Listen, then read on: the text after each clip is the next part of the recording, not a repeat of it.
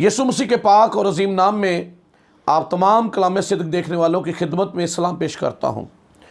अजीज़ों, जैसा कि आप जानते हैं, कलाम मुक़द्दस में जगह जगह ये मरकूम है, आखिरी ज़मानों के बारे में बहुत सारी पेशन गोइयाँ हमें मिलती हैं। और मुबारक है वो जो कलाम पर निगाह रखते हैं, हालात का जायज़ा लेते रहते हैं, क्योंकि ये हालात ऐसे होंगे कि दुनिया बेखबर होगी। शागिर्दों ने पूछा कि वाक़यात क्या होंगे, कैसे हालात होंगे, क्या निशानियाँ होंगी। तो खुदावंद ने उन्हें ये सारी बातें बताई और साथ में ये भी बताया कि जैसा नूह के दिनों में था, लोग खाते पीते और ब्याह शादी करते थे। इसका क्या मतलब हुआ, ये जानना बड़ा ज़रूरी है। हालात और वाक़यात ऐसे ही होंगे जैसे नूह के वक्त में थे। तूफ़ान आने वाला है, आगाह किया गया, लेकिन उसके बावजूद भी दुनिया गफलत की नींद सोती रही और तूफ़ान आया और दुनिया मर मिटी और डूब मरी। और 8 जाने जिन्होंने यकीन किया था वो उस पानी में कश्ती के वसीला से बच गई। खुदा ना करे हम में से, आप में से कोई भी ऐसा हो जो आसमान की बादशाही से बाहर रह जाए। लिखा है उस दिन ज़बरदस्त आदमी फूट फूट कर रोएगा, पछताएगा, लेकिन हासिल कुछ नहीं होगा, वक्त जा चुका होगा। सो जिस तेज़ी से दुनिया के हालात बदल रहे हैं, इब्लीस पूरे ज़ोर से काम कर रहा है और वो यही चाहता है कि बड़ी तेज़ी से वो दुनिया को ऐसे अपने चक्कर में ले ले, लपेट में ले ले, गुमराह कर दे। और उसका टारगेट बरगजीदा है, उसका टारगेट ईमानदार है, कलीसिया है, ताकि कलीसिया को गुमराह करे, ईमानदारों को गुमराह करे और मसीह से दूर कर दे। सो हालात को मद्देनज़र रखना और हालात का जायज़ा लेते रहना हर ईमानदार की जिम्मेदारी है कि वो अपनी आंखें खुली रखे, अपने कान खुले रखे, क्योंकि वक्त आखिर है और कलाम के मुताबिक उसको परखते रहें और आपको सब कुछ वाज़िया नज़र आएगा। आप खुदावंद करे कि आप इस ईमान में कायम रहे। सो मैं तीसरी आयत पढ़ता हूं। दूसरा खत है थेसलोनिकियों का 2 बाब 3 आयत। किसी तरह से किसी के फ्रेम में ना आना, क्योंकि वो दिन नहीं आएगा जब तक के पहले बरगश्तगी ना हो और वो गुनाह का शख्स यानी हलाकत का फर्जंद जाहिर ना हो, जो मुखालफत करता है और हर एक से जो खुदा या मबूद कहलाता है अपने आप को बड़ा ठहराता है, यहाँ तक कि वो खुदा के मकदस में बैठकर अपने आप को खुदा जाहिर करता है। क्या तुम्हें याद नहीं कि जब मैं तुम्हारे पास था तो तुमसे ये बातें कहा करता था। सो ये बातें बहुत आम हैं। ये थेसलोनिकियों के नाम दोनों खत जो हैं, इनका जो मरकजी मजमून है वो आमदे सानी ही है। इस कलीसिया को अलर्ट किया जा रहा है, आगाह किया जा रहा है। और ये खतूत सिर्फ उस कलीसिया ही के लिए नहीं है, ये आज की हर कलीसिया के लिए, ईमानदार कलीसिया के लिए है जो खुदावंद की मुंतज़िर है और खुदावंद के आने का इंतज़ार कर रहे हैं। अजीज़ों, हालात बड़ी तेज़ी से बदल रहे हैं। सितंबर में न्यू वर्ल्ड रिलीजन जो है वो बन चुका है। दुनिया के मज़ाहिब के लोग, दुनिया के मुल्कों के लोग और बड़े मज़ाहिब के लोग जो उसकी सरबराही कर रहे हैं, लीडिंग कर रहे हैं, वो वहाँ पर जमा होते हैं और एक नए मज़हब की बुनियाद रखते हैं और जो कि न्यू वर्ल्ड रिलीजन कहलाता है। और आज जब मैं ये वीडियो रिकॉर्ड कर रहा हूँ, आज 13 नवंबर है, जहाँ पर खुदा ने बनी इसराइल को 10 अहकाम दिए थे, उसी जगह पर आज उन्हीं मज़ाहिब की फिर से एक मीटिंग है। ये मीटिंग तो वैसे सालाना होती रहती है, लेकिन अब दुनिया के मज़ाहिब को इसके अंदर शामिल किया गया है और जिसमें ये कहा जा रहा है कि क्लाइमेट चेंज 10 कमांडमेंट्स दिए जाएंगे, यानी 10 अहकाम जो है वो दिए जाएंगे। क्या उन अहकाम को ये बदला जा रहा है? ये वक्त के साथ चीज़ें जाहिर होंगी।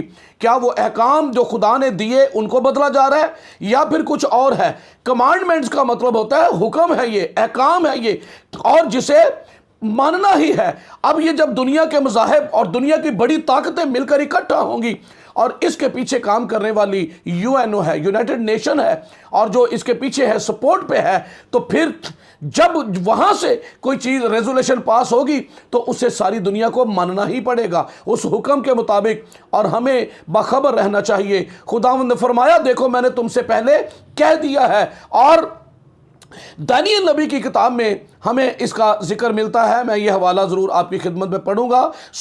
दानियल की किताब और उसके 7वें बाब में ये हवाला जो है मैं आपकी खिदमत में पढ़ूंगा। दानियल की किताब 7वां बाब 23वीं आयत से पढ़ता हूं।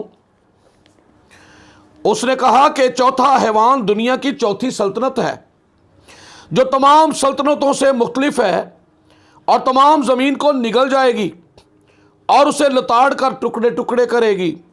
और वो 10 सींग 10 बादशाह हैं जो उस सल्तनत में बर्पा होंगे, और उनके बाद एक और बर्पा होगा, और वो पहलों से मुख्तलिफ होगा और 3 बादशाहों को जेर करेगा, और वो हक ताला के खिलाफ बातें करेगा और हक ताला के मुकद्दसों को तंग करेगा और मुकर्ररा औकात और शरीयत को बदलने की कोशिश करेगा, और वो एक दौर और दौरों और नीम दौर तक उसके हवाले किए जाएंगे। ये हक खुदा ताला के हक ताला के खिलाफ बातें करेगा। और आप खबरें आपके सामने हैं, दुनिया का मीडिया आपके सामने है, और ये जुमला किसके मुंह से निकला? ये मुखालफ मसीह ही हो सकता है जिसके मुंह से ये निकल सकता है। जो खुदा के खिलाफ बात कर सकता है वो एक ही है, और उसे परखिए, उसे जानिए, कोई बहकावे में ना आ जाए, कोई धोखे में ना आ जाए। इसलिए कलाम कहता है कि अपने ईमान को चेक करते रहो, अपने आप को आजमाते और जांचते रहा करो। ये किसने कहा जी? God is great failure. सलीब के सबब से खुदा फेल हो गया है। क्यों? इसलिए कि यीशु मसीह मसलूब हुआ और वो मर गया है। ये मुखालफे मसीह के मुंह से निकला है। इब्लीस और दुनिया यही समझती है कि वो हार गया, वो शिकस्त खा गया है, लेकिन याद रखिए वो हारा नहीं है, वो शिकस्त नहीं खाई, वो मरकर उसने अपने काम को पूरा किया है। क्योंकि लिखा है कि वो आप हमारे गुनाहों को अपने बदन पर लिए हुए सलीब पर चढ़ गया। अगर मसीह हमारे गुनाहों की खातिर मरता ना तो हम मारे जाते, क्योंकि गुनाह की मजदूरी मौत है। लेकिन अब ऐसा नहीं है। खुदा का बेटा हमारे लिए मसलूब हुआ, उसने हमारे लिए खून बहाया है।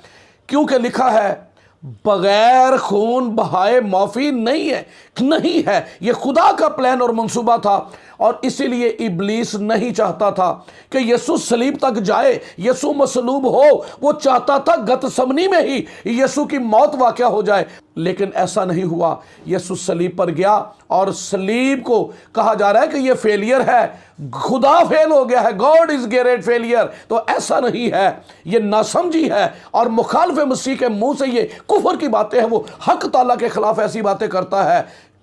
खुदा के मंसूबे रास्ते के हैं, खुदा के इरादे नाकाम नहीं होते। जो कुछ चाहता है वो करता है और कामयाब होता है। ये शिकस्त नहीं थी, ये फतह थी। कुलसियों के खत दूसरे बाब में लिखा हुआ है, उसने हुकूमतों और इख्तियार वालों का बरमला तमाशा बनाया, और सलीब के सबब से उन पर फतह याबी का शादियाना बजाया। फतह के नारे जो है ना, ये खुशी के मौका पर लगते हैं, ये शादियाने का बजते हैं खुशी में। और उसने फतह पाई, वो नाकाम नहीं हुआ। वो अपने काम को पूरा करके जब सब कुछ पूरा हो गया तो छठे कलमे में लिखा, यीशु ने कहा तमाम हुआ, अधूरा नहीं करके गया। सो आप मीडिया सर्च कीजिए और ये जुमला तलाश कीजिए कि किसने कहा है कि गॉड इज़ ग्रेट फेलियर। खुदा नाकाम नहीं होता, खुदा के मंसूबे कामयाब होते हैं, क्योंकि वो खुदा है और वो इंसान नहीं कि जो हम इरादा करें और मंसूबे बनाएं और वो फ्लॉप हो जाए। ऐसा हरगिज़ नहीं। ये खुदा ताला के खिलाफ बातें करेगा, उसके शरीयत के अय्याम को बदलने की कोशिश करेगा। कौन इस कोशिश में लगा हुआ है कि सबत को चेंज करे? संडे लॉ कौन बनाने की बात कर रहा है? ट्रेस कीजिए, गूगल पर जाइए, यूट्यूब पर जाइए, यूट्यूब पड़ी हुई है, उसके ऊपर कई वीडियोस बहुत सारे लोगों ने बना रखी हैं। संडे लॉज कौन बनाने की कोशिश कर रहा है?